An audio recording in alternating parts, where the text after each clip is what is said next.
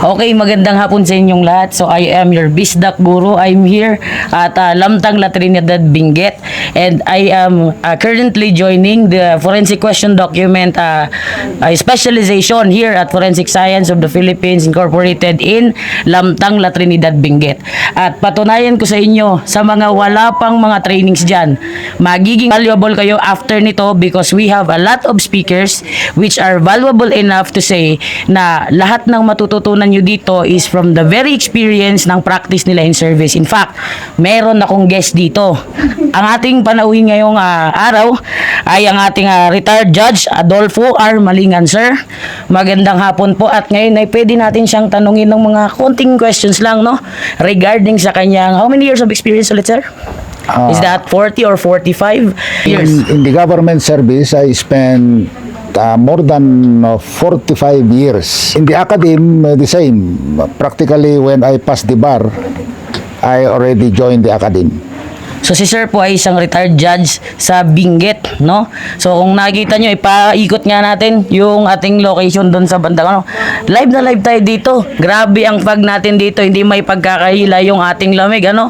So sir, kung mamarapatin nyo po ay meron po kaming mga kukonting katanungan. Sir, with your experience in the field of criminal justice system as a judge, sir, meron po ba tayong nakitang mga weaknesses sa ating system?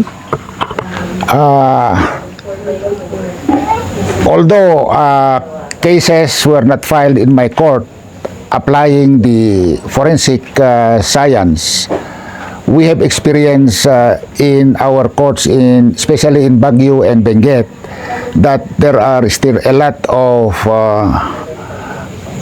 improvements of our forensic science in our judicial system, because there are a lot of cases that are still pending in court, and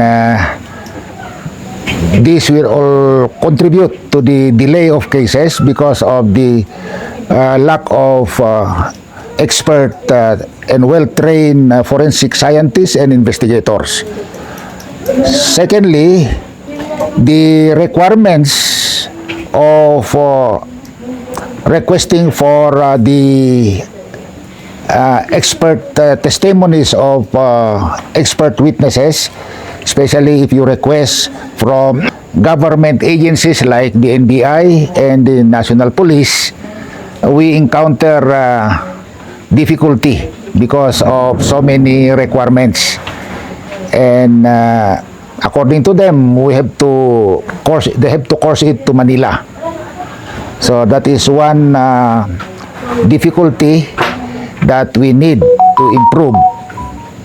And I believe even my experiences as one of the faculty in the training center of the police in the Cordillera, some of our law enforcers claim that so many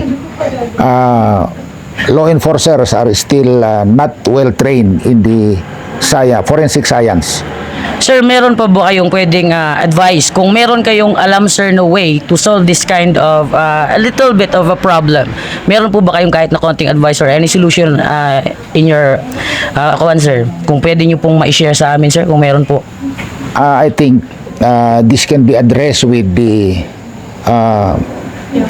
conduct of training, seminars and workshop for these law enforcers or other professionals to equip them with the appropriate knowledge in the forensic science.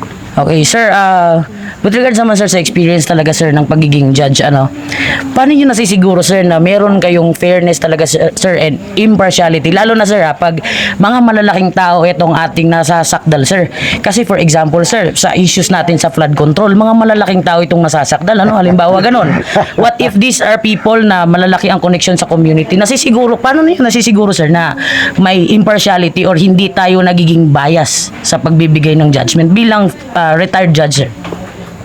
Well, mahirap kasi magbanggit din ng pangalan ng mga Okay lang sir, kahit hindi. Basta anybody na ang personality sir is malaking tao ang kanyang kuan talaga sir. Pagkatao talaga. Public service or hindi naman public service, basta may connections. based on my observation. I believe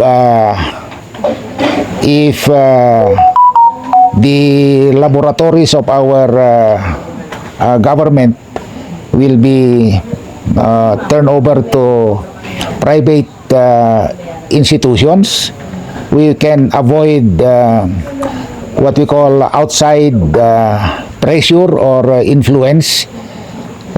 Because alam naman natin na pag nasa gobyerno, we cannot avoid the human intervention or pressure from their superiors. These forensic scientists, sometimes they are being pressured by their superiors if these laboratories are attached to the government agencies. Like for instance, the NBI or the PNP. That's why in my own observation, I believe that if these forensic laboratories will be turned over to, let's say, independent bodies or agencies or individual, probably we can minimize this sort of problem of human intervention. Okay. Alam nyo naman kasi pag ng mga scientists or mga investigators, nai-influensyahan sila ng kanilang superior. Sometimes sabi nila, oh, tignan ninyo ito kasi kabaro natin yan. Kababayan natin yan. So, yun ang isang napansin natin. So, ngayong hapon sir, nagpapasalamat kami especially ngayong buong araw sir, no, kasi you have imparted your knowledge sir sa aming mga bagong generation, no, ng mga young professionals, and hopefully sir, hindi kayo magsawa despite na nag-retire na kayo sa inyong profession. Hopefully na mag-impart pa rin kayo sir sa amin, kasi it's really different kapag merong someone na experience. Iba ang experience sir kapag nasa personal mong nakikita na sinasabi niya compared sa binasa lang namin sa libro yung experience mo. So, maraming salamat ngayon, sir. Everyone, ladies and gentlemen, Judge Adolfo Malingan. Maraming salamat, sir. Ha? Maraming salamat. So, this is your Bisdak Guro. Istorya mo, sagot ko.